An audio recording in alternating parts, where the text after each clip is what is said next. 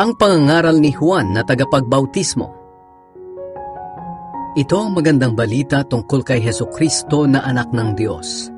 Nagsimula ito nang matupad ang isinulat ni Propeta Isaias tungkol sa sinabi ng Diyos sa kaniyang anak. Ipapadala ko ang aking mensahero.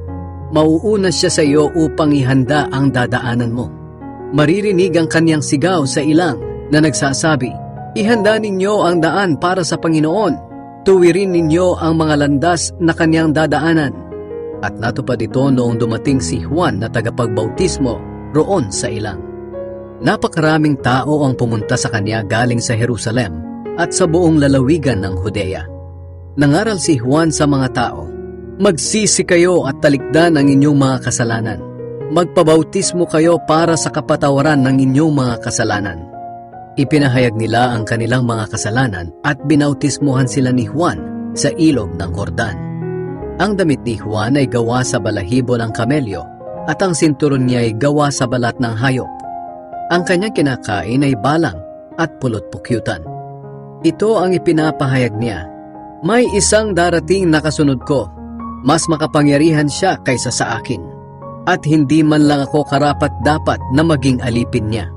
Pinabautismuhan ko kayo sa tubig, ngunit babautismuhan niya kayo sa banal na espiritu.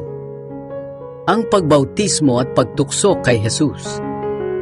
Sa panahong iyon, dumating si Jesus mula sa Nazaret, na sakop ng Galilea, at nagpabautismo kay Juan sa ilog ng Jordan.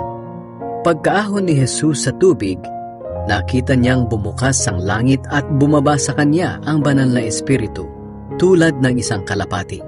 At may boses na narinig mula sa langit na nagsabi, ikaw ang minamahal kong anak, na lubos kong kinalulugdan. At noon din ay pinapunta siya ng banal na espiritu sa ilang. Nanatili siya roon ng 40 araw na tinutukso ni Satanas. May mababangis na hayop doon, pero tinulungan si Jesus ng mga anghel. Tinawag ni Jesus ang 4 na mangingisda. Nang mabilanggo si Juan na tagapagbautismo, pumunta si Jesus sa Galilea at ipinangaral doon ang magandang balita na mula sa Diyos. Sinabi niya, dumating na ang takdang panahon. Malapit na ang paghahari ng Diyos. Pagsisihan na ninyo ang inyong mga kasalanan at maniwala kayo sa magandang balita. Isang araw, habang naglalakad si Jesus sa tabi ng lawa ng Galilea, nakita niya ang magkapatid na mangingisdang sina Simon at Andres. Nagahagis sila ng lambat. Sinabi ni Jesus sa kanila, sumunod kayo sa akin at gagawin ko kayong mangingisda ng mga tao. Iniwan nila agad ang kanilang mga lambat at sumunod sa kanya. Nagpatuloy si Jesus sa paglalakad at sa di kalayuan ay nakita naman niya ang 2 anak ni Zebedee na sina Santiago at Juan na nag-aayos ng kanilang lambat sa bangka nila. Agad silang tinawag ni Jesus. Iniwan nila sa bangka ang ama nilang si Zebedee at ang mga tauhan nila at sumunod kay Jesus. Ang taong sinaniban ng masamang espiritu. Pumunta sina Jesus sa Capernaum. Nang dumating ang araw ng pamamahinga, pumunta sila sa sambahan ng mga Hudyo at doon ay nangaral si Jesus. Namangha ang mga tao sa mga aral niya dahil nangangaral siya ng may autoridad, hindi tulad ng mga tagapagturo ng kautusan. May isang tao roon na sinasaniban ng masamang espiritu ang biglang nagsisigaw, ano ang pakialam mo sa amin, Jesus na taga Nazaret? Naparito ka ba upang puksain kami? Kilala kita. Ikaw ang banal na sugo ng Diyos. Pero sinaway ni Jesus ang masamang espiritu. Tumahimik ka at lumabas sa kanya. Pinangisay ng masamang espiritu ang tao at sumigaw siya habang lumalabas. Namangha ang lahat ng naroon at sinabi nila sa isa't isa, ano ito? Isang bagong aral na may kapangyarihan. Pati ang masasamang espiritu ay nauutusan niya at sumusunod sila. At mabilis na kumalat ang balita tungkol kay Jesus sa buong Galilea. Maraming pinagaling si Jesus. Mula sa sambahan ng mga Hudyo, pumunta sina Jesus sa bahay ni Simon at Andres. Kasama pa rin nila sina Santiago at Juan. Nakahiga noon ang biyanang babae ni Simon dahil nilalagnat. Sinabi agad nila ito kay Jesus. Nilapitan ni Jesus ang may sakit, hinawakan ang kamay nito at ibinangon. biglang nawala ang lagnat ng babae at pinagsilbihan niya sina Jesus. Pagkalubog ng araw, dinala ng mga tao kay Jesus ang lahat ng may sakit at ang mga sinasaniban ng masamang espiritu. At ang lahat ng tao sa bayang iyon ay nagkatipon-tipon sa harapan ng pinto ng bahay.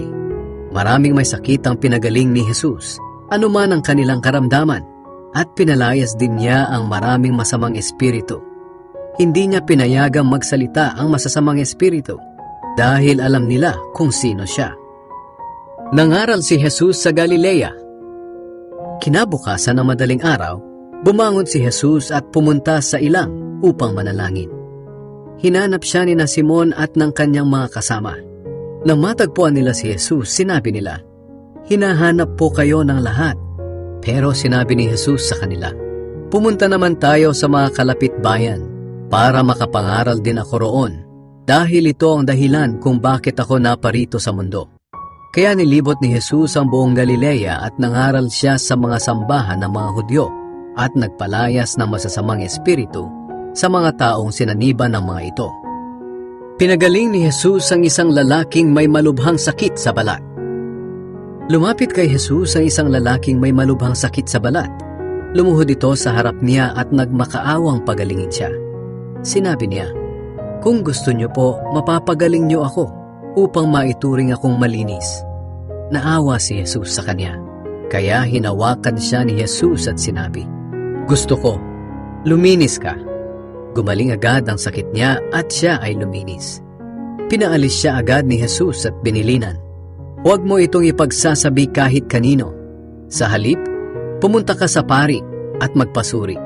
Pagkatapos, maghandog ka ayon sa iniutos ni Moises bilang patunay na malinis ka na."